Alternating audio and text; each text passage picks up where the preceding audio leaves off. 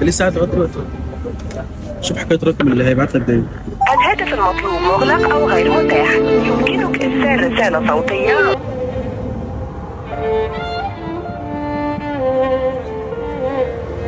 يا برنس كابتن.